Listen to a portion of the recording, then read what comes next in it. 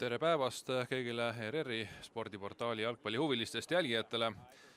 Eesti Vabariigi juubeliaasta Premium-liiga hooaeg sai täna avapaugu, kui Kuressaares ja Lilleküla jalgpallihallis avamängud peetud said.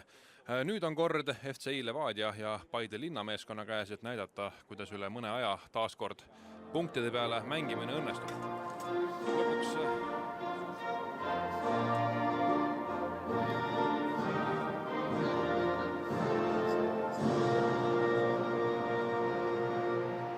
vastu kõik 36 kohtumist, nii et ja ka täna kuulub tema Aleksandr Rogitši esimeseks valikuks Levadia. Krulov siis meeskonna kapten, vaatame, kas läheb kohe, teeb ülejooksu, Katšuk läheb löögile ja väga ohtlik löök ning Andreal paremal äärel number 7 Pavel Maaring, kes ka palliga väikse konksu teeb.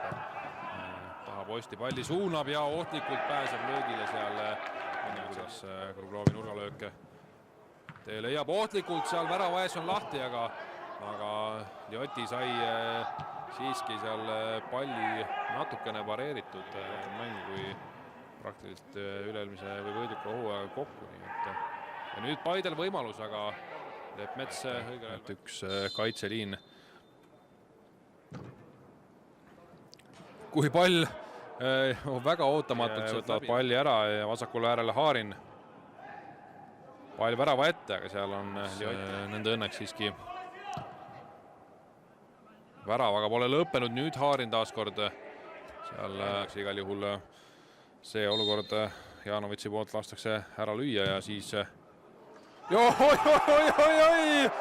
Opa! Dmitri Kruglov 45+2 või isegi +3 ja mees vajas ainult ühte võimalust Eesti liiga ohtlikem vasak jalg ja FCI Levadia kapten ja see laks sinna värava ristnurka Andrea Liotile igal püüdmatuks jäi ning Levadia sai selle värava kaasa ning veidi kahju on Paide meestest, tegelikult väga hästi hoiti igati õigustatud vile, kui Levadia omakorda vasakut äärt pidi minemas on. Olenevalt kõik, et mitte pihta minna, aga fakt on, et ta pihta läks, kui ohtlikult ja pall on väravas ja Paide vigistab ja ei keegi muu kui Sander Sinilaid lõpuks lööb selle viigivärava ära. Mees kolmandat puhku juba nurgalöögi ajal seal ohtlikult vabalt on ja 86. minuti alguses Paide saab oma tahtmise, nii et Levadiale korralik külm dušš siin veel mängu lõpu eel. Oi.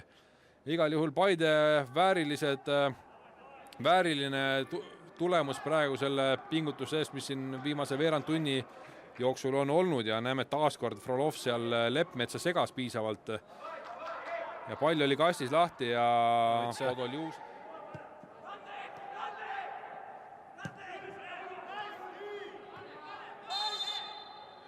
ja kohtunik on vilistanud selle kohtumise lõppenuks seisuga 1-1.